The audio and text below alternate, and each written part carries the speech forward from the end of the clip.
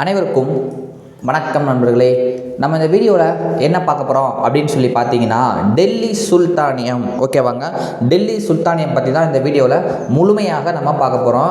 நம்மளே டெல்லி சுல்தானியம் டிஎன்பிஎஸ்சி சிலபஸில் எப்பயுமே கேள்விகள் கேட்டுகிட்டே இருப்பாங்க. நம்மளே சிலபஸில் கிட்டத்தட்ட 2012 இப்போ 2024 வருஷத்தில் போய் பார்த்தோம்னா இந்த டெல்லி சுல்தானை பற்றி கேள்விகள் இல்லாமல் இருக்கவே இருக்காது. ஸோ எப்பயுமே டெல்லி சுல்தான் கேள்வி கேட்பாங்க. நம்ம அதை பற்றி முழுமையாகவும் ஷார்ட்டாக சிம்பிளாக தெளிவாகவும் ஒரு பார்க்க போகிறோம் இந்த வீடியோவில். ஸோ எல்லோரும் ஒரு லைக் பண்ணிட்டு பார்க்க ஆரம்பிங்க. புதுசாக வந்தவங்க சப்ஸ்கிரைப் பண்ணிட்டு பார்க்க ஆரம்பிங்க. ரொம்ப சிம்பிளான ஈஸியான டிஎன்பிஎஸ்சி படிக்கக்கூடிய எல்லாத்துக்குமே ஹிஸ்ட்ரியில் ஒரு ஈஸியான பாடம்னா அது இந்த பாடமாக தான் இருக்கும். ஏன்னா அவ்வளோ ஈஸியாகவும் கதையாகவும் இருக்கும். ஸோ ஈஸியாக இருக்கும். பார்க்கலாமா? பார்க்கலாம் நண்பர்களே. டெல்லி சுல்தானியம் இதை பொறுத்த வரைக்கும் ஓவர்வியூ பார்த்தோம்னா மொத்தம் 5 வம்சங்கள். ஓகேவா, இவங்களும் ஒரு முஸ்லீம்ஸ் தான். ஆனால் முகலாயர்கள் தான் முஸ்லீம்ஸாக எடுத்துக்கிற மாட்டேங்கும். இவங்களும் அந்த என்ன சொல்கிறேன்னா அவங்க அந்த மக்கள், ஆனால் இவங்களும் முஸ்லீம் மக்கள் தான். ஓகேவாங்க. ஸோ இவங்க தான் இஸ்லாமிய ஆட்சியை தோற்றுவிச்சவங்கன்னே சொல்லுவாங்க. இதனால் இவங்களும் இதுதான் ஞாபகம் வச்சுக்கோங்க. என்ன அப்படின்னு சொல்லி பார்த்தோம்னா 5 வம்சங்கள் நண்பர்களே. டெல்லி சுல்தானியத்தில் மொத்தம் 5 வம்சங்கள் இருப்பாங்க. அடிமை வம்சம், கில்ஜி வம்சம், துக்ளக் வம்சம், சையது வம்சம், லோடி வம்சம். இந்த 5 வம்சங்களையுமே வரிசைப்படுத்துக அப்படின்னு சொல்லி டிஎன்பிஎஸ்சியில் 2-3 முறை கேள்வி கேட்டிருக்காங்க. எப்படிடா வரிசைப்படுத்துறது ஞாபகம் வைக்கணும் அப்படின்னு நினச்சிங்கன்னா நான் ஒரு ஷார்ட்கட் சொல்கிறேன், ஞாபகம் வச்சுக்கோங்க. என்ன அப்படின்னு சொல்லி பார்த்தீங்கன்னா, அதாவது அடித்து கிழிச்சு துவைச்சி சைக்கிளில் லோடு ஏற்றுங்க. அடிச்சு அப்படின்னா அடிமை வம்சம், கிழிச்சு அப்படின்னா கில்ஜி வம்சம், துவைச்சு அப்படின்னா துக்ளக் வம்சம், சைக்கிளில் அப்படின்னா சைல் வம்சம், லோடு ஏற்றுங்க அப்படின்னா லோடி வம்சம். ஸோ இந்த அடிப்படையில் ஞாபகம் வச்சுக்கோங்க. ரொம்பவுமே யூஸ்ஃபுல்லாக இருக்கும். எப்பயுமே அந்த வரிசைப்படுத்துகிற இதை கேட்பாங்க. இதை பற்றி முழுசாக பார்க்கலாம். ஃபஸ்ட்டு இங்கே என்ன சொல்கிறாங்க, இந்த இடத்துல என்ன சொல்கிறாங்க அப்படின்னு சொல்லி பார்த்தீங்கன்னா நம்மளே அறிமுகத்தில் 11ஆம் நூற்றாண்டின், அதாவது 11ஆம் நூற்றாண்டு அப்படின்னு என்னன்னா 1001 நினைக்கிறேன். அதாவது 11னா என்ன வரும்னா, இப்போ 12 அப்படின்னா 1100 அப்படின்னு வரும். ஸோ 11 அப்படின்னா 1001, 1002, 1003 இந்த வரிசைகள் வருது. 1050 இந்த நூற்றாண்டுகளை என்ன சொல்லுவாங்க அப்படின்னு பார்த்தீங்கன்னா 11ஆம் நூற்றாண்டு அப்படின்னு சொல்லுவாங்க. 11ஆம் நூற்றாண்டில் வட இந்தியாவை கொள்ளையடித்த, அதாவது இந்த டெல்லி சுல்தானியர்கள் யாரு அப்படின்னு சொல்லி பார்த்தீங்கன்னா ஒரு துருக்கிய மக்கள் தான். துருக்கியர்கள் தாங்க, துருக்கிய குதிரைப்படை வீரர்கள் தான். அவங்க அப்படியே டெல்லி சுல்தானியாக மாறி வருவாங்க. ஓகேவாங்க. ஸோ வட இந்தியா அவங்க கொள்ளையடிக்கிறாங்க. வட இந்தியாவை கொள்ளையடிச்சிட்டு அதுக்கடுத்த நூற்றாண்டு அப்படின்னா என்னது, 12ஆம் நூற்றாண்டு. 12ஆம் நூற்றாண்டு என்ன பண்ணுறாங்க அப்படின்னா கங்கை சமவெளி, நம்மளுடைய வட இந்தியாவில் கங்கை, அந்த உத்தரப்பிரதேசம் பீகார் பகுதிகள், அதை தான் கங்கை சமவெளின்னு சொல்லுவாங்க. ஸோ அந்த கங்கை சமவெளியை தங்கள் அரசியல் ஆதிக்கத்தின் கீழ், கங்கை சமவெளியை அரசியல் ஆதிக்கத்தின் கீழ் கொண்டு வருவதில் வெற்றி பெற்றாங்க. அப்போ அந்த இடங்களை கைப்பற்றுறாங்க அப்படின்ற மாதிரி கொடுத்துருப்பாங்க. எப்படிடா கைப்பற்றுறாங்க அப்படின்னு சொல்லி பார்த்தீங்கன்னா அவங்க துணிச்சலாக இருந்தாங்க, பயங்கர போர் வெறி இதெல்லாம் இருந்துச்சு. அதனால் அவங்க ஜெயிச்சாங்கன்னா சொன்னா அதுவும் ஒரு காரணம்ப்பா. ஆனால் இந்தியர்கள் அவங்கள கண்டுக்கிறவே இல்லை. அடிச்சுட்டு போறியா, ஜெயிச்சுட்டு போறியா அப்படின்னு சொல்லி நம்ம மக்கள், நம்ம ராஜாக்கள் விட்டுட்டாங்க. அதுவும் ஒரு காரணம் அப்படின்னு சொல்கிறாங்க. யாருமே இந்தியர்களோட ஒற்றுமை இல்லாமல், அவநம்பிக்கை, ஒற்றுமை கிடையாது நம்பிக்கை இல்லாமல் அவநம்பிக்கையாக இருந்தாங்க அப்படின்றத இங்கே கொடுத்துருப்பாங்க. ஸோ இது அறிமுகத்தில் இவ்வளோ தான் இருக்கும். வேற என்னன்னு பார்த்தோம்னா வேற எதுவும் கதையாக இருக்குங்க. ஸோ சும்மா ரீட் பண்ணிக்கோங்க. முக்கியமான பாயிண்ட்ஸ் மட்டும் நம்ம பார்க்கலாம். அடிமை வம்சம் 1206 to 1290, கிட்டத்தட்ட 84 ஆண்டுகள் நம்ம இந்தியா இவங்க ஆண்டிருப்பாங்க. பார்க்கலாமா? இந்தியாவில் முஸ்லிம்களின் ஆட்சி முகமது கோரியால் நிறுவப்பட்டது. ரொம்ப முக்கியமான ஒரு டிஎன்பிஎஸ்சி ப்ரீவியஸ் கொஸ்டின் என்ன பார்த்தீங்கன்னா, இந்தியாவில் முஸ்லிம்களின் ஆட்சியை தொடங்கி வைத்தவர் யார் அப்படின்னு கேட்டாங்கன்னா முகமது கோரி. எந்த நூற்றாண்டு? 12ஆம் நூற்றாண்டு அப்படின்னு சொல்கிறாங்க. இந்த முகமது கோரி வச்சு பார்த்தோம்னா நண்பர்களே, இவருக்கு மக யாருமே கிடையாது. ஸோ அதனால் இவர் என்ன பண்ணுறாரு அப்படின்னு பார்த்தீங்கன்னா பண்டகன். என்னடா பண்டகன் அப்படின்னு கேட்டிங்கன்னா, இராணுவ பணிக்காக விலைக்கு வாங்கப்பட்ட, அதாவது ஆர்மிக்கு, இப்போ நம்ம இந்தியாவில் ஆர்மிக்கெல்லாம் விலைக்கு போகிறாங்களே, ஸோ அப்போ அந்த காலத்தில் அந்த இராணுவ பணிக்கு கூட விலைக்கு வாங்குறாங்க. டே காசு கொடுத்து நீங்கள் வேலைக்கு வாங்க அப்படின்னு சொல்லி காசு கொடுத்து வேலைக்கு வாங்குறாங்க. ஓகேவாங்க. ஸோ இராணுவ பணிக்காக விலைக்கு வாங்கப்பட்ட அடிமைகளை குறிக்கக்கூடிய, அடிமைகள் ஆர்மியில் அடிமைகள் அவங்க, ஓகேவாங்க, குறிக்கும் ஒரு பாரசீக சொல். என்ன சொல்? பாரசீக சொல். பண்டகன் என்பது ஒரு பாரசீக சொல். அப்படின்னா என்னன்னா இராணுவ பணிக்காக விலைக்கு வாங்கப்பட்ட அடிமைகளை குறிக்கக்கூடிய சொல் அப்படின்னு சொல்றாரு. சரிப்பா, இப்போ எதுக்கு அதை சொன்னேன் அப்படின்னு கேட்டிங்கன்னா, இவருக்கு வந்து மகன்கள் இல்லை. அதனால் இவர் என்ன பண்ணுறாரு அப்படின்னு பார்த்தீங்கன்னா, இந்த பண்டகன் அப்படின்னு நம்ம சொல்கிறோம்ல, இராணுவ பணிக்காக விளைக்க ஒரு அடிமைகளை, இவங்களை வந்து இவர் நம்புறாரு. ஏன்னா மகங்க தான் மகனை நம்பிக்கிறவார், மகன்கள் இல்லை. ஸோ இவங்களை வந்து இவர் நம்புறாரு. அவங்கள என்ன பண்ணுறாருன்னு பார்த்தீங்கன்னா, மாகாண அளவில், மாகாணம்னா என்ன சொல்லியிருக்கேன் நான், இந்தியான்னு ஒரு நாடுனா தமிழ்நாடு, கேரளா, ஆந்திரான்றது மாநிலங்கள். அதுபோல் அவங்க ஒரு நாட்டில் ஓகேவாங்க, இந்தியாவில் அவங்க முஸ்லீம் கட்சி குறிப்பிட்ட பகுதியில் இருந்துச்சு. அப்போ குறிப்பிட்ட மாகாணங்கள் ஒரு மாநிலம் மணிக்க ஆளுநர்களாக பதவியில் அமர்த்துறாங்க. இவங்களை வந்து பதவியில் வந்து ஆளுநர்களாக அமர்த்துறாரு. அதுக்கப்புறம் என்ன நடக்குதுன்னு பார்த்தீங்கன்னா, ஆளுநர்களாக இருந்தவங்க சுல்தானா ராஜான்னு அடுத்தவங்க ஆளுநர்களாக இருந்து ராஜா அப்படின்ற நிலைக்கு அவங்க வந்திருக்காங்க அப்படின்றத இங்கே சொல்லியிருப்பாங்க. எப்படிப்பா, அதை தான் வந்து முழுமையாக பார்க்க போகிறோம். ஸோ 1206 முகமது கோரி என்ன பண்ணுறாருன்னா இறந்து போயிடுறாருங்க. அவர் இறந்து போனதுக்கப்புறம் அவர்கிட்ட மகன்கள் இல்லை. அப்போனா அவருடைய நம்பிக்கைக்குரிய படைத்தளபதியாக ஒருத்தர் இருந்தார். யார்? அவருடைய அடிமையும் கூட, அடிமையும் ப்ளஸ் படைத்தளபதியாகவும் இருந்திருப்பார். யார் அப்படின்னு பார்த்தீங்கன்னா குத்புதீன் ஐபக். ரொம்ப ரொம்ப முக்கியமான ஒரு நபருங்க குத்புதீன் ஐபக் இருக்கிற பார்த்தீங்களா. இவர் வந்து இந்தியாவில் இருந்த, அவர் இறந்து போயிட்டாரா, துருக்கிய பகுதிகள், எந்த நாடு? துருக்கியர்கள்ங்க. துருக்கிய பகுதிகளுக்கு அரசராக அறிவித்து கொண்டார். துருக்கிய பகுதிகளுக்கு என்ன பண்ணிக்கிட்டாரு, நான் தான் ராஜா, அவர் இறந்து போயிட்டார்ல, இனிமேல் நான் தானே ராஜான்னு இவர் அறிவிச்சுக்கிட்டாரு. ஸோ முக்கியமான கொஸ்டின், அது எல்லாமே முக்கியம் தாங்க. அடிமை வம்சத்துக்கான ஆட்சிக்கான அடிக்கல்லை நாட்டியவர் டிஎன்பிசி கொஸ்டின் யாருன்னு பார்த்தீங்கன்னா குத்புதீன் ஐபக். இவர் தான் வந்து அடிமை வம்சத்துக்கு ஆட்சிக்கான அடிக்கல்லை நாட்டியவர் அப்படின்னு சொல்லுவாங்க. இவ்வரச மரபு, அதாவது இந்த அரச மரபு எப்படி சொல்லுவாங்க அப்படின்னு சொல்லி பார்த்தீங்கன்னா மம்லக் அரச மரபு என்றும் சொல்லுவாங்க. மம்லக்னா என்னடா அப்படின்னு கேட்டிங்கன்னா, மம்லக் என்பது ஒரு அரபிய வார்த்தை. அந்த அரபிய வார்த்தையின் பொருள் அடிமை, அதாவது அடிமை வம்சத்தை தோற்றுவித்தார் அப்படின்னு சொல்லி சொல்கிறாங்க. அதுக்கப்புறம் என்ன சொல்கிறாங்கன்னா, இந்த அடிமை வம்சத்தில் மிகச்சிறந்தவங்க யார் அப்படின்னு சொல்லி பார்த்தோம்னா குத்புதீன் ஐபக், சாம்சுதீன் இல்துமிஷ், கியாசுதீன் பால்பன். ஸோ இவங்க 3 பேர் தான் அந்த அடிமை வம்சத்தில் சிறந்த அரசர்கள்னு சொல்லுவாங்க. ஓகேவா நண்பர்களே? ஸோ பார்த்துக்கோங்க. அதுக்கப்புறம் என்னென்னா, அடிமை வம்சத்தினர் இத்துணைக்கண்டத்தை 80 ஆண்டுகள் ஆட்சி புரிஞ்சிருப்பாங்க. இங்கே 4 கொடுத்துருப்பாங்க. அந்த 4 ஆண்டுகள் யாருன்னா குத்புதீன் ஐபக்கு குறிக்கும். ஸோ அதாவது பெல்லிங் மிஸ்டேக்காக புக்லேயே மாற்றிக்கோங்க.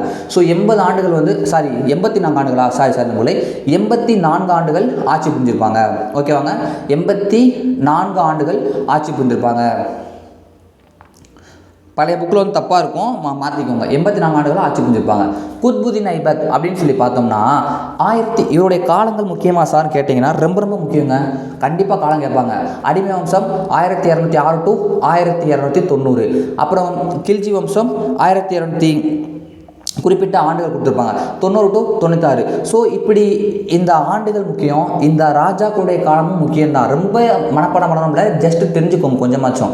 ஸோ குத்புதீன் ஐபக் அப்படின்னு சொல்லி பார்த்தோம்னாங்க 1206 1210 4 வருஷம் தாங்க ஆட்சி புரிஞ்சிருப்பார். இவரை பற்றி பெருசாக சொல்லணும்னா முக்கியமான ஒரு கொஸ்டின் என்ன பார்த்தீங்கன்னா, குத்புதீன் ஐபக் என்ன பண்ணுவார்னா லாகூரை தான் வந்து அதாவது தலைநகராக கொண்டு தன்னுடைய ஆட்சியை வந்து தொடங்குவார். அதுக்கப்புறம் பின்னால் டெல்லியில் வந்து தலைநகராக மாற்றி, முதல்ல லாகூர் தலைநகராக வச்சிருப்பாரு, அதுக்கப்புறம் டெல்லிக்கு மாற்றிடுவார். ஸோ லாகூரை தலைநகராக கூட தான் ஆட்சி தொடங்கியிருப்பாங்க. முக்கியமானதுங்க, ப்ரீவியஸ் கொஸ்டின் தான் இதுவுமே. தலைநகரை டெல்லிக்கு அதுக்கப்புறம் மாற்றுவார். அப்புறம் டெல்லிக்கு ஆட்சி புரிந்த வரைக்கும் நல்லா சிறப்பாக வந்து ராஜா வந்து நிறைய நாடுகள் கைப்பற்றிருப்பார், அதெல்லாம் கொடுத்துருப்பாங்க. அதுக்கப்புறம் பார்த்தீங்கன்னா மத்திய மற்றும் மேற்கு சிந்து பகுதிகளுக்கு, மத்திய மற்றும் மேற்கு சிந்து பகுதிகள், அதாவது என்ன சொல்லுவாங்கன்னா மேலை கங்கை சமவெளி பகுதிகள், அதாவது வட இந்தியான்னு சொல்லலாம், கங்கை சமவெளின்னு சொல்லலாம். அந்த பகுதிகளுக்கெல்லாம் என்ன பண்ணார்னா இவரே தலைமையேற்று நின்று சண்டை போட்டு நிறையா பகுதிகளை வந்து கைப்பற்றிருக்காரு அப்படின்னு சொல்கிறாங்க. அடுத்து கீழே கங்கை சமவெளினா என்னது? பீகார், வங்காளம். மேலேனா மேற்கை குறிக்குங்க, கீழேனா கிழக்கை குறிக்கும். அவ்வளோதான், பெரிய வித்தியாசம் கிடையாது, தெரிஞ்சுக்கோங்க. ஏன்னா கீழே கங்கை சமவெளியை, அதாவது பீகார், வங்காளம் இந்த பகுதியை வந்து சரி அவர் அங்கிட்டு போய் சண்டை போட்டுருக்காப்புல, அப்போ இங்கிட்ட யாராவது போனோம்ல, அதுக்கு தான் பக்தியா கில்ஜி அப்படின்னு சொல்லப்படக்கூடிய தன்னுடைய தலைமை தளபதிகிட்ட ஒப்படைக்கிறாரு. அந்த பக்தியா கில்ஜி என்ன பண்ணுறாரு அப்படின்னு பார்த்தோம்னா அந்த பகுதிகளெலாம் வந்து கைப்பற்று இவருக்கு கொஞ்சம் ஹெல்ப்ஃபுல்லாக இருப்பார். அவ்வளோதான், தெரிஞ்சுக்கோங்க. அதுக்கப்புறம் பார்த்தோம்னா டெல்லியில் முக்கியமான ஒரு கொஸ்டின்ங்க, டெல்லியில் வந்து பார்த்தீங்கன்னாங்க குத்புதீன் ஐபக் தான் என்ன பண்ணுவார்னா குவைத் உல் இஸ்லாம் மஸ்ஜித் மசூதி அப்படின்னு சொல்லப்படுகின்ற ஒரு மசூதியை கட்டுறாரு. இந்தியாவில் இன்றைக்கி நிறைய மசூதிகள் நம்ம நாட்டில் இருக்குது. அதில் மிக பழமையான மசூதினா அது இந்த மசூதி தாங்க. யார் கட்டினா? குத்புதீன் ஐபக் வந்து கட்டினாரு அப்படின்னு சொல்லி கொடுத்துருக்காங்க. அதுக்கப்புறம் பார்த்தீங்கன்னா குதுப் மினார்ன்றது நம்ம இந்தியாவில் வந்து இருக்குல்ல. ஸோ அந்த குதுப் மினாருக்கு அடிக்கல்லை நாட்டியவர், அந்த குதுப் மினாரின் பணிகளை தொடங்கி வைத்தவர் அப்படின்னு கேட்டாங்கன்னா யாரும் பார்த்தீங்கன்னா நம்ம இவர் தான். ஆனால் இவர் வந்து அந்த குதிப்பு நேரம் முழுசாக கட்டிக்க மாட்டார், இறந்து போயிடுவார். இவருக்கு பிறகு ஆட்சி பொறுப்பேற்ற இல்துமிஷும் இவருடைய மருமகனுமான அவர் தான் அதை கட்டி முடித்தார் அப்படின்னு சொல்லி கொடுத்துருப்பாங்க. புரியுதா நண்பர்களே? அதுக்கப்புறம் இவரை பொறுத்தவரையும் பார்த்தோம்னா இல்துமிஷ் என்ன பண்ணுறாரு சொல்லிட்டேன்னா, போலோ விளையாட்டு, அதாவதுங்க போலோ இந்த இருக்கு பாருங்க, போலோ விளையாட்டின் போது இதை வந்து சவுக்கான் விளையாட்டு கூட சொல்லுவாங்க.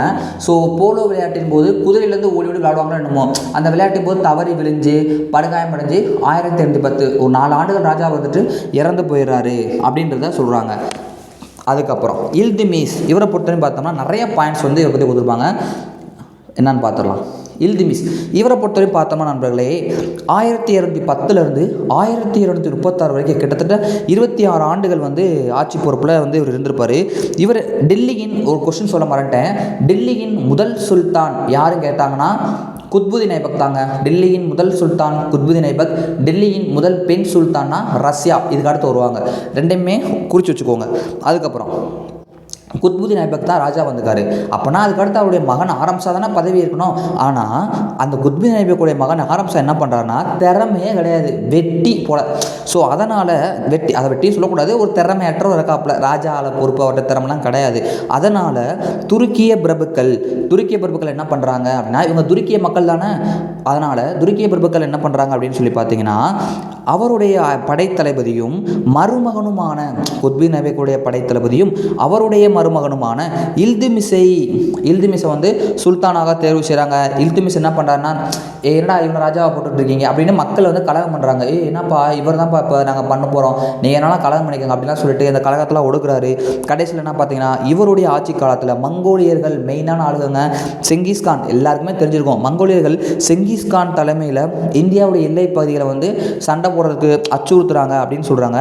ஆனால் இவர் அதுலேருந்து இல்துமிஷ் எப்படி தப்பிக்கிறாரு, அவங்க வந்து பெரிய அரசு வம்சங்க செங்கிஸ்கான் அவங்க, அதனால் நம்ம வந்து தப்பிக்கிறது கொஞ்சம் கஷ்டம்தான். அப்போ இவர் எப்படி தப்பிக்கிறாரு அப்படின்னு சொல்லி பார்த்தோம்னா, குவாரிஜம் ஷா ஜலாலுதீன் யாருப்பா இவர் வந்துங்க இவர் வந்து யாருன்னா நம்ம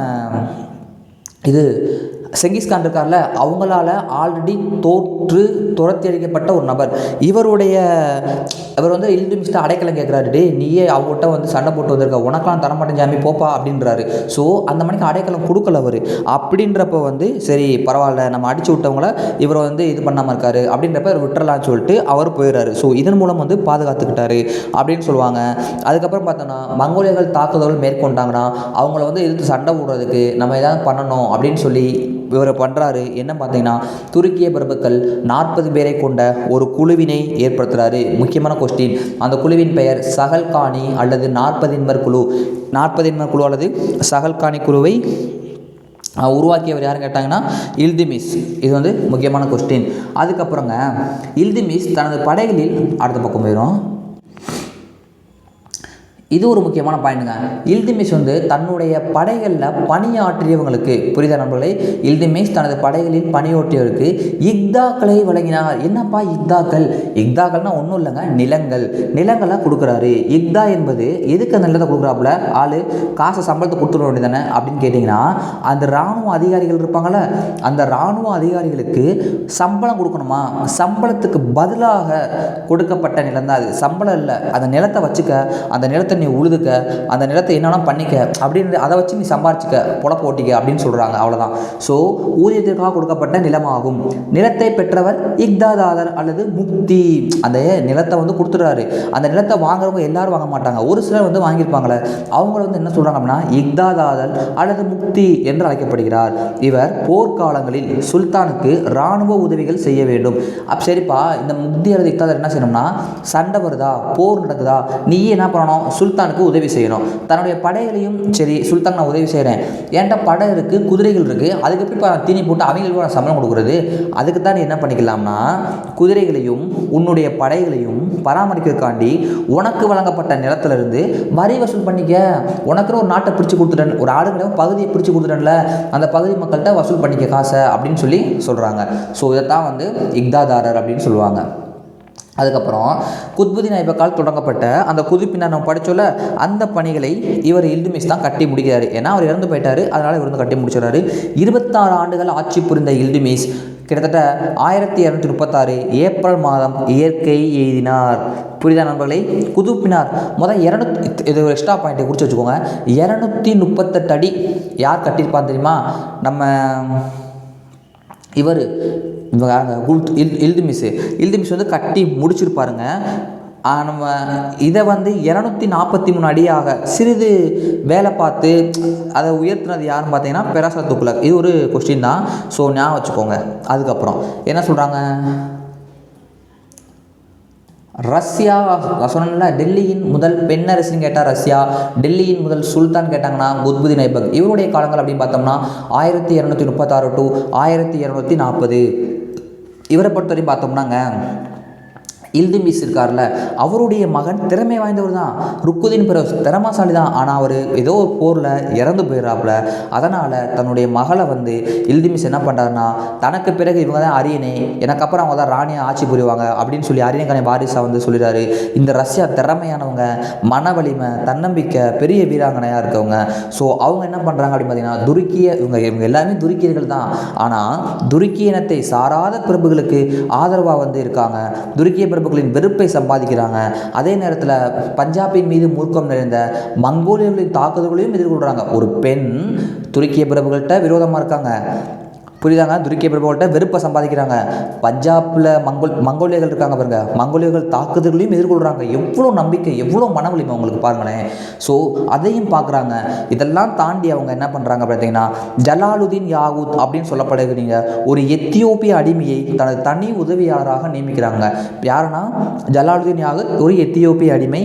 இவர் வந்து குதிரை படை தலைவர் அப்படின்னு சொல்லப்படுகின்ற பதவியும் அவங்களுக்கு கொடுத்துருப்பாரு.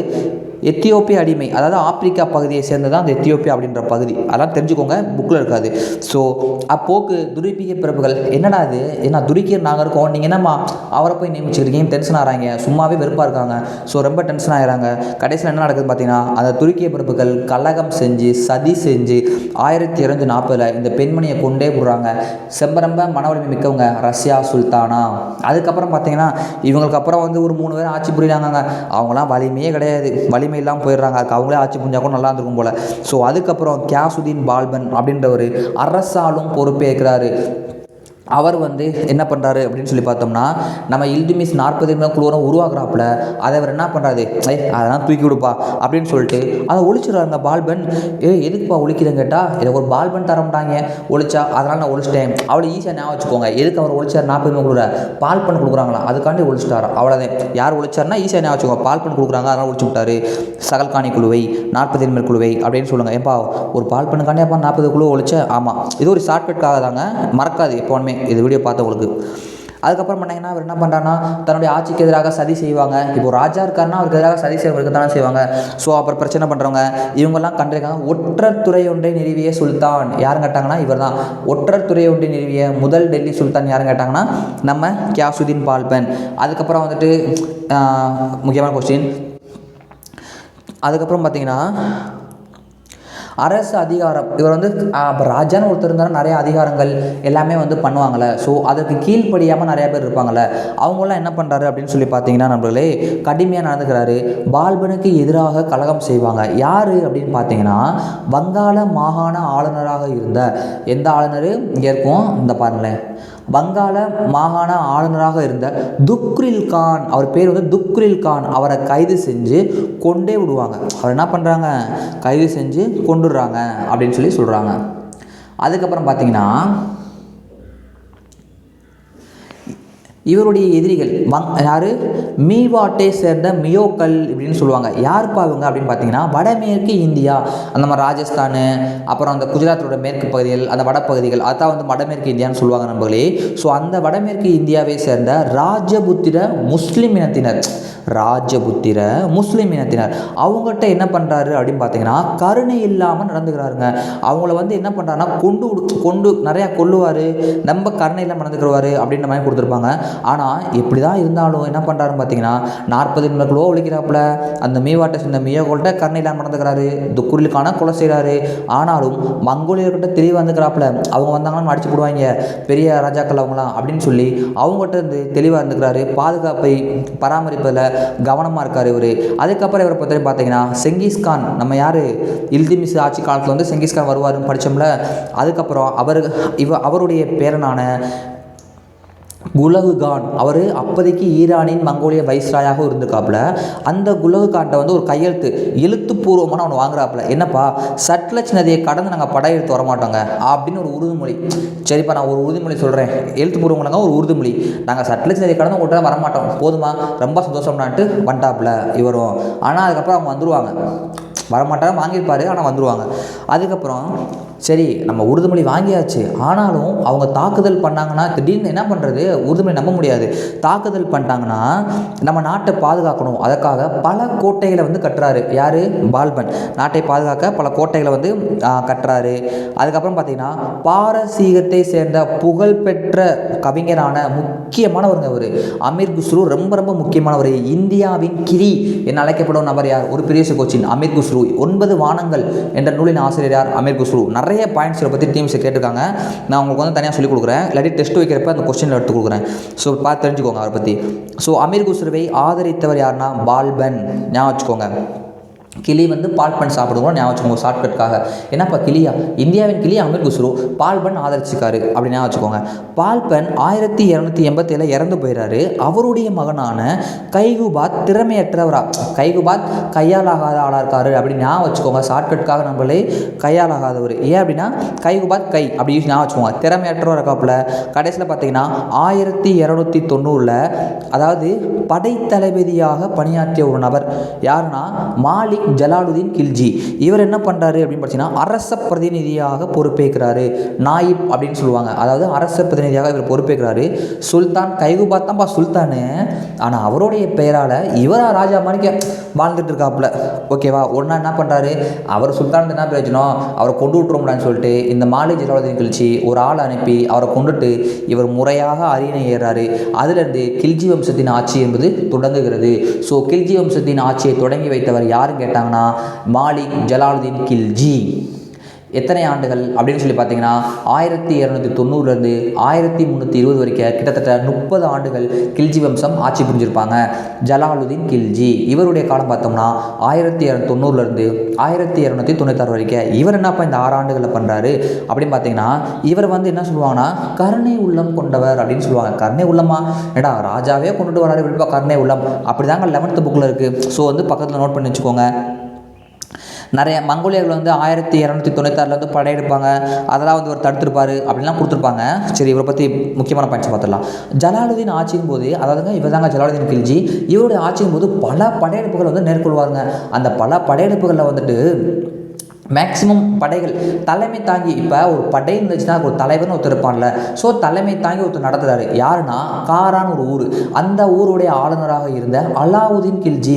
யாருப்பா அந்த அலாவுதீன் கில்ஜின்னு பார்த்தீங்கன்னா யாருப்பா அந்த அலாவுதீனா, நம்ம ஜலாலுதீன் கில்ஜி இருக்கார்ல யார் ராஜா, அவருடைய உடன் பிறந்தோர் தம்பி மகனோ இல்லை தம்பி மகனும் தங்கச்சி மகனும் யாரோ ஒரு ஆள் போல். ஸோ உடன் பிறந்தோருடைய மகன் தான் இவர். இவர் என்ன பண்ணுறாரு, நிறையா படையெடுப்புகள் பண்ணுறாரு. அந்த அலாவுதீன் கில்ஜி தக்கான அரசரான தேவகிரிக்கு எதிராக ஒரு போர் மேற்கொள்கிறாங்க. அந்த போர் மெயினான போர்னு சொல்கிறாங்க. ஏன்பா, தேவகிரி யாதவ அரசர் ஒரு ஆள் ராமச்சந்திரன், தேவகிரி யாதவ அரசர் ராமச்சந்திரன் ஒரு ஆள் இருக்கார். அவரை வந்து தோற்கடிச்சிட்டு அந்த நகரத்தை வந்து ஏன்னா அந்த நகரை வந்து கொள்ளையடித்து நல்லா தோற்கடிச்சிட்டு அந்த ஊரை தோற்கடிச்சிட்டாப்புல. அவங்க வந்து அதனால் அடி பண்ணிட்டாங்க. அதனால் அந்த ஊரில் இருக்கக்கூடிய எல்லாத்தையுமே என்ன பண்ணுறாருன்னு அப்படின்னா கொள்ளையடிச்சு நிறைய காசோடு வர்றாப்புல வந்து நம்ம நாட்டில் இருக்கக்கூடிய முக்கியமான யார் இந்த ஜலாலுதீன் கில்ஜியோட ஊரில் இருப்பாங்களே அவங்களுக்கெல்லாம் முக்கியமான அதிகமாக லஞ்சம் கொடுத்து கையூட்டு கொடுத்து தன் பக்கம் ஈர்த்துட்டு அந்த நம்ம யார் ராஜா மாலிக் ஜலாலுதீன் கில்ஜி அவரை கொண்டுட்டு இவர் அரியணை ஏறுறாப்புல. அதான் மேட்ரு. ஓகேவாங்க. 1290 டெல்லியின் சுல்தானாக தன்னைத்தானே அறிவித்து கொண்டார் அலாவுதீன் கில்ஜி. இத்தனை வரைக்கும் நம்ம பார்த்தோம்னாங்க எல்லாமே முக்கியமான நபர். குத்புதீன் ஐபக் ரொம்ப முக்கியமானவர். அவரை பற்றி டீம்ஸ் எல்லாமே கேள்வி கேட்பாங்க.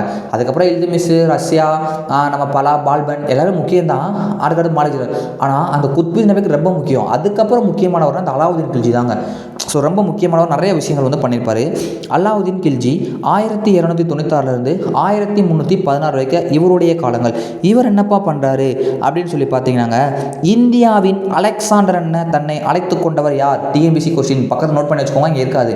இந்தியாவின் அலெக்சாண்டர் என்ன தன்னை அழைத்து கொண்டவர் யார் பார்த்தீங்கன்னா அலாவுதீன் கில்ஜி. ஓகேவா நண்பர்களே? ஸோ இவரை பொறுத்தவரையும் பார்த்தீங்கன்னா டெல்லி சுல்தானியம் அது வரைக்கும் எல்லாம் இருந்திருக்கு, எல்லாரும் ஆண்டிருக்காங்க. இதுதான் டெல்லி சுல்தானியம் அப்படின்னு ஒரு விஷயத்தை ஒருங்கிணைத்து உறுதிப்படுத்துகிறாரு. பஞ்சாபில் மங்கோலியர்களுக்கு எதிராக ராஜஸ்தானத்திலும் குஜராத்திற்கும் எதிராக, அதாவது பஞ்சாப், ராஜஸ்தான், குஜராத் இங்கெல்லாம் வந்து மங்கோலியருக்கு எதிராக நிறைய படையெடுப்புகள் வந்து பாராட்டுக்குரியது. அப்படின்னா என்ன பண்ணியிருக்காரு? ஜெயிச்சிருக்காருங்க, மங்கோலியர்களை ஜெயிச்சிருக்காருன்னு அர்த்தம். ஸோ இங்கெல்லாம் வந்து ஜெயிச்சிருக்காரு அப்படின்னு கொடுத்துருப்பாங்க. அப்புறமேட்டுக்கு நல்லா ஜெயிச்சுட்டு தன்னுடைய வட எல்லைகள், அவருடைய நாட்டிலேருந்து வடக்கு பகுதி எல்லாமே வந்து நல்லா பாதுகாப்பாக வச்சுக்கிட்டு அப்புறம் தலைமை தளபதி, இவருடைய தலைமை தளபதி, எல்லா ராஜாக்குமே ஒரு தளபதி இருப்பாங்க, தலைமை தளபதி இருப்பாங்க, தெரிஞ்சுக்கோங்க. ஸோ தலைமை தளபதி வந்து மாலிக் கபூர், மெயினானவருங்க. மாலிக் கபூர் இருக்கு புக்கில் நோட் பண்ணிக்கோங்க, முக்கியமானவர். ஸோ இந்த மாலிக் கபூர் என்ன பண்ணுறாரு பார்த்தீங்கன்னா 1310 தென்புலத்தில் அவங்க டெல்லியில் இருக்காங்க, நம்ம மதுரைக்கு அனுப்பிச்சுட்டு விட்ருக்காங்க. அங்கேருந்து டெல்லிக்கு வெகு தொலைவில் உள்ள மதுரை வரை படையெடுக்க வந்து அனுப்புகிறாரு. அவர் ஏன்ப்பா ஸ்ட்ரெயிட்டாக போய் மதுரை சண்டைக்கு போகணும், நம்ம இடையில நகரம் அடிச்சு சண்டை விட்டுட்டே போய் கடைசியாக மதுரை பிடிச்சிக்கிடுவோம், ஏன் அப்படி போகணும் அப்படின்னு நினச்சிட்டு என்ன பண்ணுறாருன்னா, தக்கான அரசரான தேவகிரியின் யாதவர்கள், துவார சமுத்திரத்தின் ஹொய்சலர்கள், வாரங்களின் காகதியர்கள், மதுரை பாண்டியர்கள். அது என்னப்பா துவார சமுத்திர ஹொய்சலர், வாரங்கள் காகதியர்கள் கேட்டிங்கன்னா, வாரங்கள் ஒரு ஊர், அந்த ஊரில் காகதியர்கள் இருக்காங்க. துவார சமுத்திரன்ற ஊர், அந்த ஊரில் போனால் ஹொய்சலர்கள்னு சொல்லுவாங்க. ஸோ அவங்க எல்லாத்தையுமே வந்து அடிச்சுட்டு மதுரை வரைக்கும் மேலாதிக்கத்தை கொண்டு வந்துட்டாங்க. கிட்டத்தட்ட நம்ம ராமேஸ்வரம் வரைக்கும் வந்ததாக சொல்லுவாங்க நண்பர்களே. அந்த புக்கை காமிச்சேன் உங்களுக்கு, காமிச்சிட்டேன்ல. ஸோ அவ்வளோதான் நினைக்கிறேன், அவ்வளோதானே? ஆமாம், அது இருக்குது அந்த புக்கில். இருக்குது. அதுக்கப்புறம் இங்கே வாங்க, இந்த பெட்டி ஒரு முக்கியமான பெட்டி. சித்தூர் சூறையாடல் எப்பப்பா? 1303பா. சித்தூர் சூறையாடல் என்பது 1303. என்ன நடந்துச்சு? சித்தூரில் வந்துங்க ராஜபுத்திர படைகள் இருப்பாங்களே, ராஜபுத்திர படைகளை நம்ம அலாவுதீன் கில்ஜியோட படைகள் தோற்கடிச்சிட்டாங்க. திணறடிச்சு தோற்கடிக்க நிலைமை வந்துருச்சு.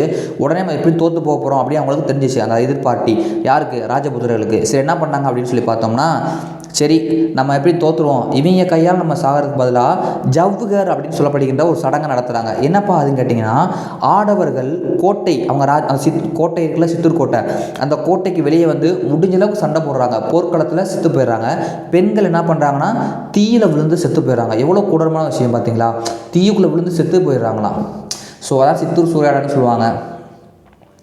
அதுக்கப்புறம் அலாவுதீனை பொறுத்தவரை பார்த்தீங்கன்னா படையெடுப்புகள் சூப்பராக பண்ணியிருப்பாருங்க. இவர் நல்ல ராஜா தான். நல்ல ராஜா மீன்ஸ் ராஜா, அந்த நாட்டு மக்களும் நல்ல ஒரு நாட்டெல்லாம் அடித்து கொண்டிருக்காப்புல, நிறையா விஷயங்கள் நல்லா பண்ணியிருப்பாப்புல.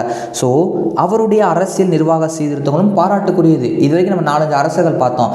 அரசியல் நிர்வாகம் பற்றி எந்த ராஜா பற்றியும் பார்க்கவே இல்லை, கவனிச்சிங்களா? இவரை பற்றி தான் ஃபஸ்ட்டு கொடுத்துருப்பாங்க. இவருடைய அரசியல் நிர்வாகம் என்பது பாராட்டுக்குரியது. என்னப்பா சொல்கிறா அப்படின்னா, நல்லா பண்ணியிருப்பார்.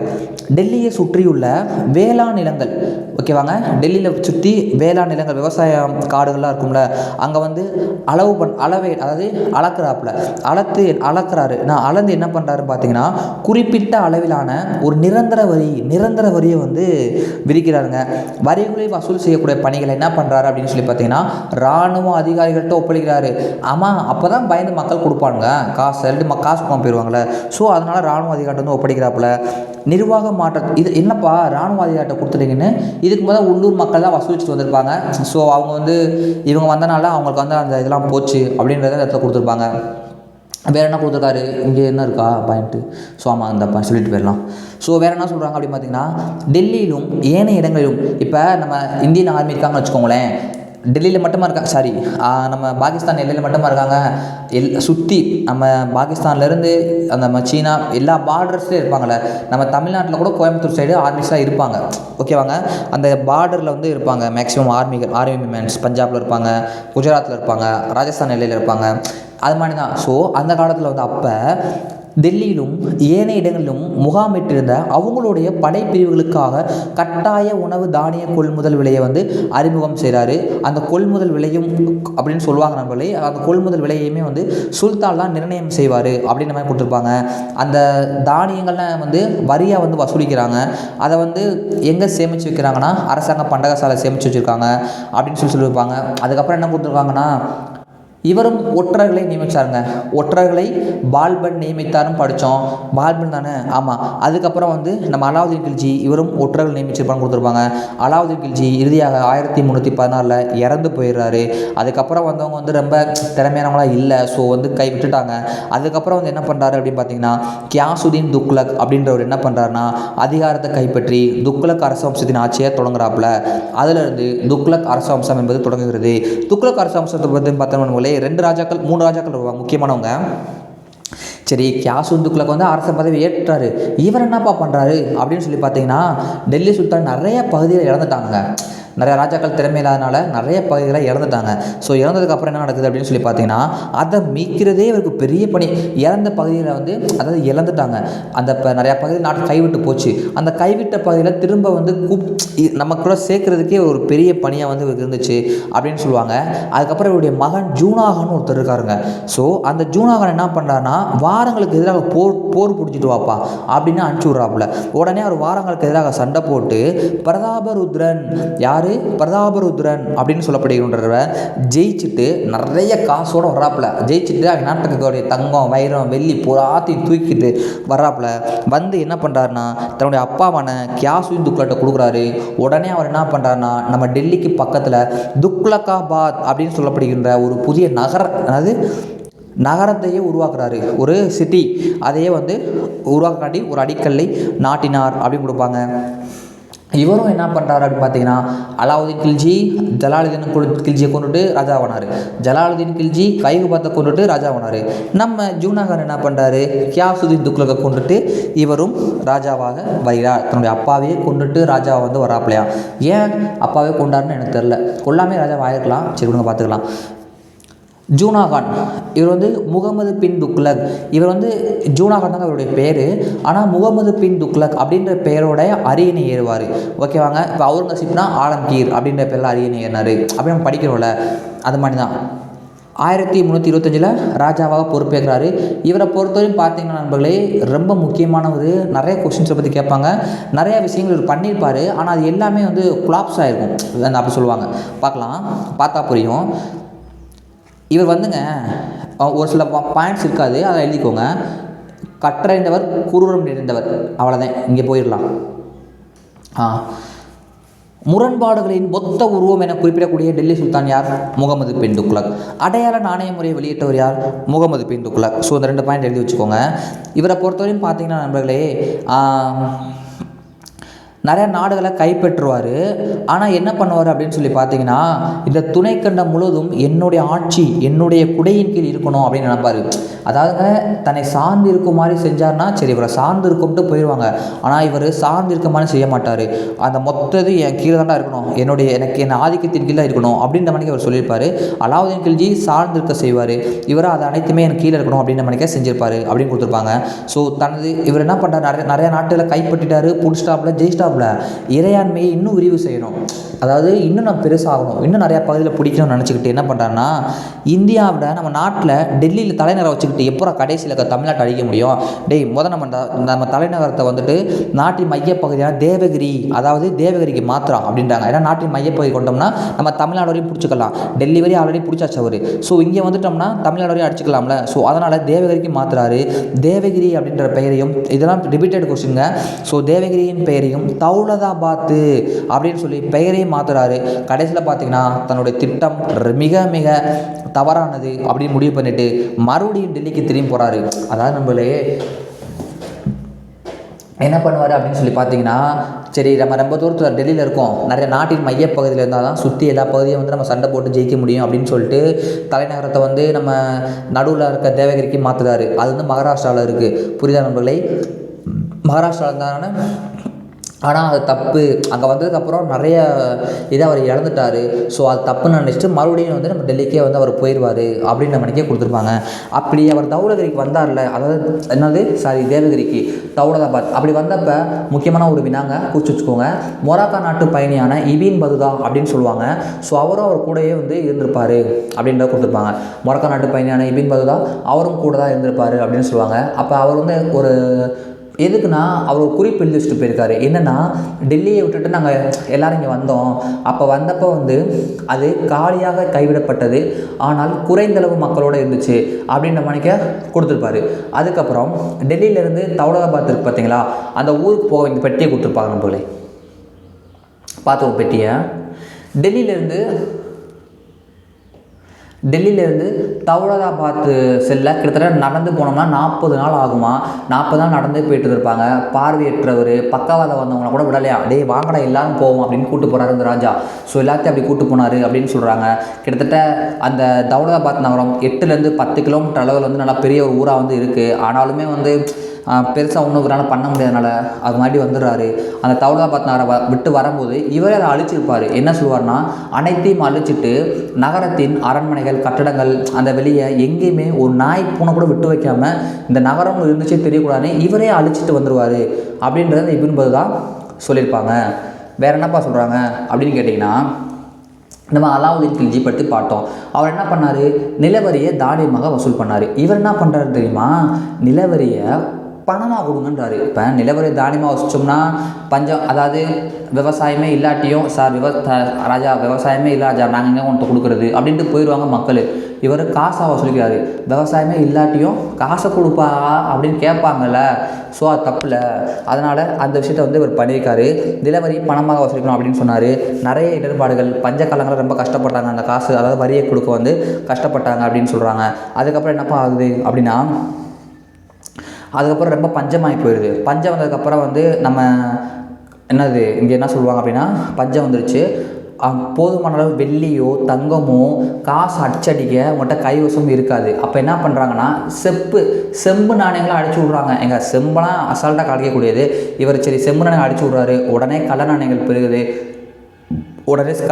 பெருகிறோன்னே அதுவும் அந்த பிளானும் க்ளோஸ் ஆகி மொத்த நிர்வாகம் சீர்குலைஞ்சு வெளிநாட்டுக்காரங்களாம் என்ன பண்ணுறாங்கன்னா, இதே உடனே மணியமே வேணாம் அப்படின்னு சொல்லிட்டு கிளம்பி போயிடுறாங்க. புரியுதா நண்பர்களே? ஸோ வந்து கிளம்பி போயிடுவாங்க. அதனால தான் அவளை அடையாளம் தந்தை அப்படின்னு சொல்லுவாங்க. அதுக்கப்புறம் என்ன சொல்கிறாங்க அப்படின்னு பார்த்தீங்கன்னா, தோவாப் அப்படின்னு சொல்லக்கூடிய ஒரு பகுதி இருக்குங்க. அந்த பகுதியில் நிலவரியை உயர்த்துறாரு. அந்த பகுதியில் என்ன பண்ணுறாங்க பார்த்தீங்கன்னா, நிலவரியை உயர்த்துறாரு. அதன் காரணமாக விவசாயிகள் கிளர்ச்சி பண்ணுறாங்க. கொடூரமான முறைகளில் வந்து அதை அவர் அடக்குறாரு. விவசாயிகளும் வேளாண்மை கைவிட்டுறாங்க. அடிக்கடி பஞ்சம் வருதுன்னு கொடுத்துருப்பாங்க. முகமது பின் துக்ளக் கிட்டத்தட்ட 25 வருஷம் வந்து ஆட்சி புரிஞ்சிருப்பாருங்க. ஸோ அந்த ஆட்சி காலத்தில் நிறையா வந்து கிளர்ச்சிகள் எதிர்கொண்டு இருந்தது. முல்தான், சிந்து அவருடைய இறுதி காலங்களில், அதாவது அவர் சாகக்கூடிய காலங்கள்னு சொல்லுவோம்ல, அந்த இறுதி காலங்களில் வந்து அவுத், முல்தான், சிந்து இவங்கெல்லாம் வந்து இந்த ஆளுநர்கள் என்ன பண்ணுவாங்க அப்படின்னு சொன்னாங்கன்னா, தங்களை சுதந்திர அரசர்களாக பிரகடனம் செஞ்சு போயிடுவாங்க. நம்ம நாட்டை அவர் இழந்துருவார். அவங்க அப்பா கஷ்டப்பட்டு எல்லாத்தையும் இழுத்து வச்சுருக்காப்புல, இவர் இப்படி செஞ்சு அதை இழந்துருவாங்க. கடைசியில் என்ன ஆகுது அப்படின்னு சொல்லி பார்த்தோம்னா, தென்னிந்தியாவிலையும் நிறைய புதிய அரசுகள் வந்து உதயமாயிரும். துக்ளக்கிடம் படை வீரராக பணிபுரிஞ்ச பாமினி, ஓகேவாங்க, நம்ம துக்ளக்கிட்ட வந்து இங்கே கொடுத்துருப்பாங்க பாருங்கள். துக்ளக்கிடம் வந்து பணிபுரிஞ்ச பாமினி அப்படின்ற ஒரு பாமினி அரசு வம்சம் வந்து தொடங்கி வைக்கிறாரு. ஸோ இப்படி எந்த நகரத்தை, தௌலதாபாத், இவர் வேணாம்னு சொல்லிட்டு விட்டு வந்து அந்த தௌலதாபாத் நகரை கைப்பற்றி அங்கே தான் பாமினி அரச வம்சமே வந்து தொடங்குது அப்படின்னு சொல்கிறாங்க. ஸோ இவர் அது வேணான்னு விட்டு வந்தார். அங்கே தான் ஒரு ராஜா அரச வம்சமே தொடங்குது. ஸோ அவர் அது முடியல, அது வேஸ்ட்டு அப்படின்னு தான் சொல்லிட்டு அங்கே போயிருக்காப்புல. ஆனால் அந்த இடத்துல ஒருத்தர் வந்து ஒரு விதையை விதைச்சிருக்காருங்க, ராஜ வம்சத்தையே விதைச்சிருக்காருன்னா இந்த உலகத்தில் எதுவுமே வந்து வீண் போகாதுன்றதை புரிஞ்சுக்கோங்க. புரிதா நண்பர்களே? நீங்கள் அதே போல் உங்களுக்கு என்ன சொல்கிறேன் அப்படின்னு இந்த படம் படிக்கும்போது, டிஎம்பிசி முடியலடா இந்த வருஷம் வேணாம் விட்டு போயிடலாம் அப்படின்னு நீங்கள் என்றைக்கு அந்த இடத்த விட்டு போகிறீங்களோ அன்றைக்கி இன்னொருத்தர் வந்து அந்த இடத்த நிரப்புவாங்க. புரியுதாங்க? ஸோ இன்னொருத்தர் வந்து அந்த இடத்த நிரப்புவார். அதான் நான் சொல்கிறேன், உங்களுடைய வேலை இன்னொரு ஆளுக்கு பறிபோகும், புரிஞ்சுக்கோங்க.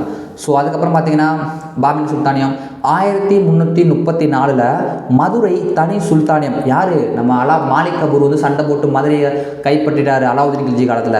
1334 தான் அந்த மதுரை தனி சுல்தானியம் ஆகும். வங்காளம் 1346 சுதந்திர அரசாக மாறும். துக்ளக் 1351 மார்ச் 23 இறந்து போயிடாரு. அதுக்கப்புறம் ஒரு மெயினானவருங்க பெராசா துக்ளக், ரொம்ப ரொம்ப நல்லவருங்க. இவரை பொறுத்தவரைக்கும் பார்த்தோம்னு வச்சுக்கோங்களேன், 1351 to 1388 வரைக்கும் இவருடைய காலங்கள். இவர் வந்துங்க எந்த படையெடுக்குமே பண்ணிக்க மாட்டார், எந்த சண்டைக்கும் போயிருக்க மாட்டார். ஒரே ஒரு விஷயம் பண்ணியிருப்பார், அது வந்து புக்கில் இருக்காது, குறிச்சிக்கோங்க, 11th புக்கில் இருக்கும். 1362 சிந்துவின் மீது படையெடுத்திருப்பார். அந்த ஒரு படையெடுப்பு மட்டும்தான் அவர் பண்ணியிருப்பார். ஓகேவாங்க. ஸோ இவரை பொறுத்தவரைக்கும் பார்த்தீங்கன்னா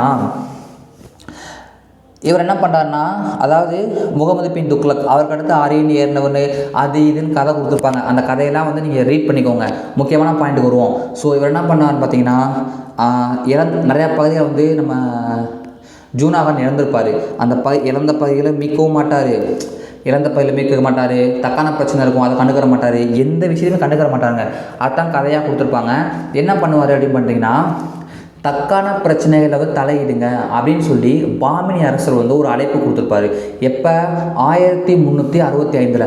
அதையும் இவர் இருக்க மாட்டார். சரி, இப்போ ராஜாவை என்னதான்ப்பா பண்ணார் அப்படின்னு சொல்லி பார்த்தோம்னாங்க, சூபி ஞானிகள், ஓகேவாங்க, சூபி ஞானிகள், ஏனைய மத தலைவர்கள் இந்த மணிக்க மதங்களில் சிறப்பு வாய்ந்தவங்களுடைய அறிவுரைகளை செவிமடுத்து கேட்குறாப்புல, காதால் கேட்குறாரு. ஏழை அந்த மணிக்கு நல்லவராக இருக்கார். அதுக்கப்புறம் ஏழை முஸ்லீம்கள்லாம் இருப்பாங்களே, அவங்களுக்கு உதவுவதற்காக அறக்கட்டளைகள், அந்த காலத்திலே ட்ரஸ்ட்டு அதெல்லாம் வந்து வச்சுருக்காரு. கல்லூரி, காலேஜு, ஹாஸ்பிட்டலு, மசூதி இதெல்லாம் கட்டி நல்லது பண்ணுறாப்புல மக்களுக்கு. ஏண்டா சண்டைன்னு தெரியுறீங்க, வாங்கடா பள்ளிக்கூடத்துக்கு போங்கடா, காலேஜ் கட்டி விட்றா, மருத்துவமனைக்கு மக்களுக்கு மருத்துவம் பாடுறா, மசூதியை கட்டி சாமி கும்பிடுங்கடா அப்படின்னு சொல்கிறாப்புல. அதாவது அதுக்கப்புறம் என்ன பண்ணுறாரு அப்படின்னு சொல்லி பார்த்தீங்கன்னா, பல மனிதாபிமான நடவடிக்கைகளும், அதனால மனிதாபிமானம் நிறையா விஷயங்கள் வந்து பண்ணுவாருங்க. இஸ்லாமிய சட்டங்களால் அங்கீகரிக்கப்படாத, இப்போ இங்கே இருக்கும் அந்த பாயிண்ட்ஸ்லாம் யார் என்னடா பானா ஏடா சொல்லிட்டு நினச்சிடாதீங்க. ஸோ இஸ்லாமிய சட்டங்களால், இஸ்லாமியன்னு ஒரு இப்போ இந்து மதம் இருக்குன்னா அந்த மதத்துக்கு சில விதிமுறைகள் இருக்கும், கிறிஸ்துவ மதம் இருக்குன்னா அந்த மதத்துக்கு சில விதிமுறைகள் இருக்கும், இஸ்லாமிய மதம்னா அதுக்குன்னு சில விதிமுறைகள் இருக்கும். ஸோ அந்த இஸ்லாமிய சட்டங்களால் அங்கீகரிக்கப்படாத வரிகளை ரத்து செய்தார். அந்த வரிகள் என்ன பண்ணுறாப்புல, ரத்து செய்தார் அப்படின்னு சொல்கிறாரு. விவசாய கடன்களை இன்றைக்கி கூட நம்ம பார்க்குறோம், நம்ம முதலமைச்சர் வந்து விவசாய கடன் ரத்து செய்தார், ஜெயலலிதா அம்மா விவசாய கடன்களை ரத்து செய்தார், அப்புறம் இன்றைக்கும் பார்க்குறோம்ல. ஸோ அந்த விவசாய கடன்களை கிட்டத்தட்ட எத்தனை வருஷங்க, 1200னா 300 400 500 600 700 கிட்டத்தட்ட ஒரு 900 1000 வருடங்களுக்கு முன்புங்க. ஸோ அப்பயே வந்து அந்த விவசாய கடன்களை வந்து ரத்து செய்தவராக நம்ம பெராசா துக்ளக் தாங்க. நிறையா நீர்ப்பாசன கால்வாய்கள், விவசாயிகள் நல்லா விவசாயம் பண்ணி பொழைச்சிக்கப்பான்னு நிறையா கால்வாய் வெட்டி கொடுக்குறாப்புல. 1200 புதிய தோட்டம் போட்டு மக்களுக்கு விவசாயம் பண்ணிக்கலான்னு சொல்லி நிறையா உருவாக்கி விட்றாப்புல. அலாவுதீன் கில்ஜி காலத்தில் ஒரு 30 தோட்டம் வந்து கொண்டு வந்தாப்புல, அதையும் அவர் நல்லா புனரமைக்கிறார், அதாவது பராமரிச்சுக்கிறாப்புல. ஸோ இவ்வளோ விஷயம் பண்ணிவிட்டு பெரோசாபாத், ஜான்பூர், ஹிசார், பிரேஸ்பூர் ஆகிய புதிய நகரங்களை நிர்மாணிக்கிறாரு.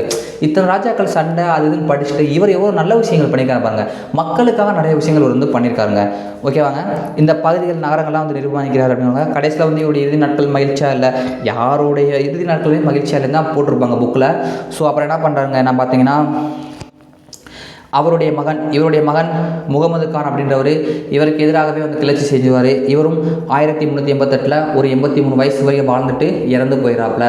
அதுக்கப்புறம் பார்த்தீங்கன்னா தைமூர் படையெடுப்புங்க, எதுவும் இல்லையா? சரி, தைமூர் படையெடுப்பு என்னப்பா பார்த்தீங்கன்னா, பெராசா துக்ளக் இருக்கார் இல்லைங்க, பெராசா துக்ளக் வந்து மரணம் விட்டு ஒரு 10 வருஷம் போயிடும். 10 வருஷம் கழிச்சு ஒரு 1398 தாமர் லைன் என்று அழைக்கப்பட்ட தைமூர் அப்படின்ற ஒரு டிசம்பர் மாதம், ஓகேவாங்க,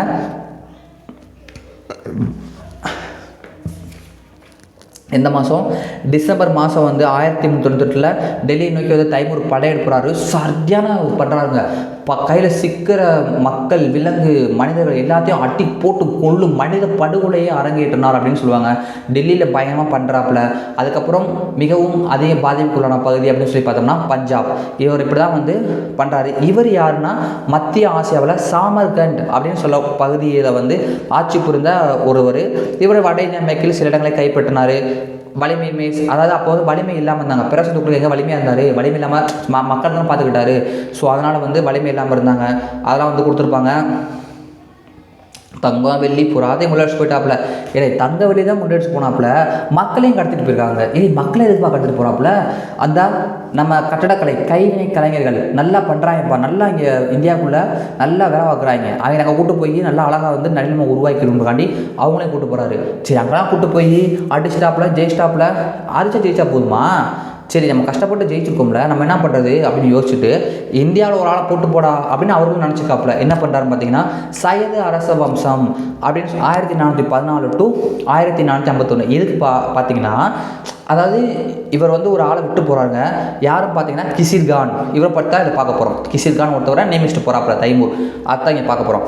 டெல்லி சுல்தானியம் பல அரசுகளாக தைமூர் வந்து சண்டையை போட்டு போயிட்டாப்புல. பல அரசுகளாக பிரிஞ்சு போச்சு.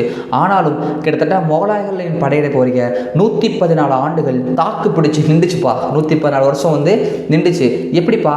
நம்ம தைமூர் இருக்கார்ல, சண்டை போட்டு போனவர், அவர் என்ன பண்ணுறாரு பார்த்தீங்கன்னா, தான் கைப்பற்றிய பகுதிகள் எந்தெந்த பகுதினா டெல்லி, மீரட், பஞ்சாப், இந்த 3 பகுதியில் வந்து கைப்பற்றிருப்பாருங்க.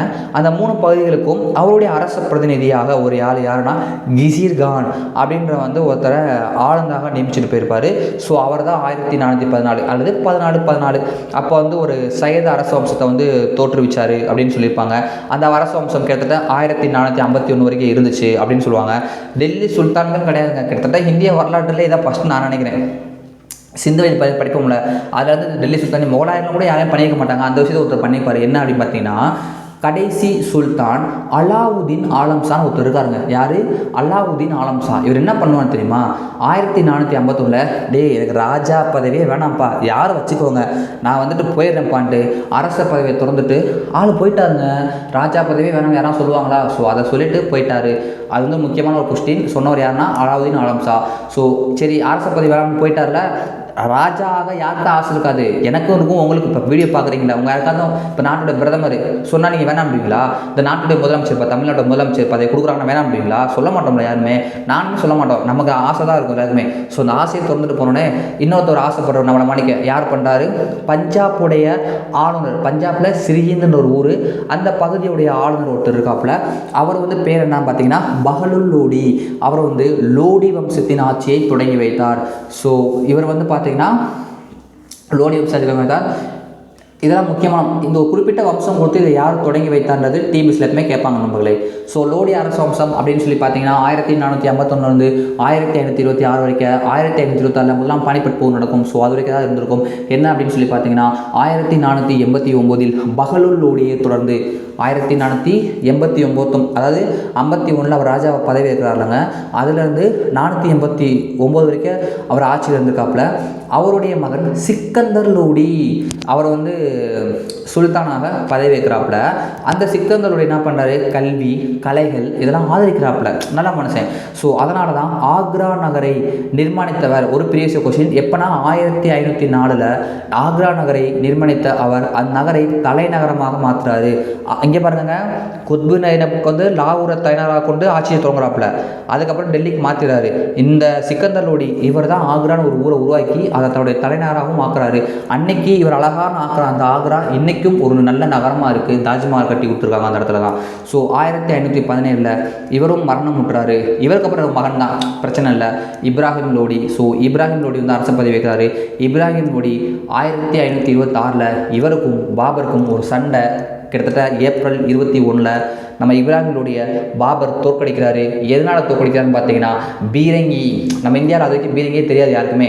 ஸோ பாபர் என்ன பண்ணுறாருன்னு பார்த்தீங்கன்னா பீரங்கியை வச்சு நம்ம இப்ராஹிம் லோடி படையை தோற்கடிச்சுட்டு முகலாய அரச வம்சத்தை இந்தியாவில் தோற்றுவித்தவர் யார்? பாபர் தோற்றுவிக்கிறாரு அப்படின்னு சொல்லி கொடுத்துருப்பாங்க நண்பர்களே.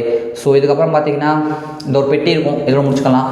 என்ன சொல்லுவாங்க இந்த பெட்டியில்னா இஸ்லாமிய கலை, கட்டடக்கலை. அதாவதுங்க உயர் வகுப்பு. இப்போ முஸ்லீம்கள் அப்படி இருக்காங்கன்னா அவங்களுக்குள்ள சில வகுப்பு பிரிவினைகள் இருக்கும் போல் என்ன, ஓகேவா? ஸோ அந்த காலத்தில் இருந்திருக்கு. இப்போ முஸ்லீம்கள்லாம் அதுக்குள்ளே அந்த என்ன போட்டிருக்காங்க, இப்போ உயர் வகுப்புன்னு சொல்லிடுவாங்க. அப்போனா மிடில், அப்புறம் கீழ், அதெல்லாம் வந்து அந்த காலத்தில் இருந்திருக்குன்னு சொல்லி போட்டிருக்காங்க. ஸோ உயர் வகுப்பு அந்த காலத்தில் வந்து அந்த உயர் வகுப்பை சேர்ந்த முஸ்லீம்கள் என்ன பண்ணுறாங்க அப்படின்னு சொல்லி பார்த்தீங்கன்னா அதிகாரிகள், அதாவது உயர் வகுப்பை சேர்ந்த முஸ்லீம்கள், பிரபுக்கள், அதிகாரிகள் இவங்களாம் என்ன பண்ணுறாங்க அப்படின்னு சொல்லி பார்த்தோம்னாங்க குடியிருப்பு கட்டடங்களை முதலில் நகரங்கள், அப்புறம் நகரத்துக்கு பக்கத்தில் வந்து கட்டிடுறாங்க அப்படின்னு போட்டிருப்பாங்க. ஸோ இதெல்லாம் வந்து பெருசாக பாயிண்ட்ஸ் இருக்காது. முக்கியமான பாயிண்ட்டுன்னு வச்சுக்கோங்களேன், மசூதிகள், மதராசாக்கள்னு என்னப்பான்னு கேட்டிங்கன்னா கல்வி நிலையங்கள். ஸோ மசூதிகள், மதராசாக்கள் இதெல்லாம் வந்து கட்டட வடிவத்தில் வேறுபட்டிருக்குங்க. இப்போ மசூதினா சாமி கும்பிட்ற இடம், ஸோ அந்த இது ஒரு மானி இருக்கும். மதராசாக்கெலாம் படிக்கிற இடம், ஸோ அது ஒரு மாணிக்க கட்டியிருக்காங்க. அதை தான் இங்கே கொடுத்துருப்பாங்க. குரான்னா என்ன பார்த்தீங்கன்னா, இப்போ இந்து மக்கள் இருக்குன்னு வச்சுக்கோங்களேன், அவங்களுடைய புனித நூல் என்ன பார்த்தீங்கன்னா பகவத்கீதை.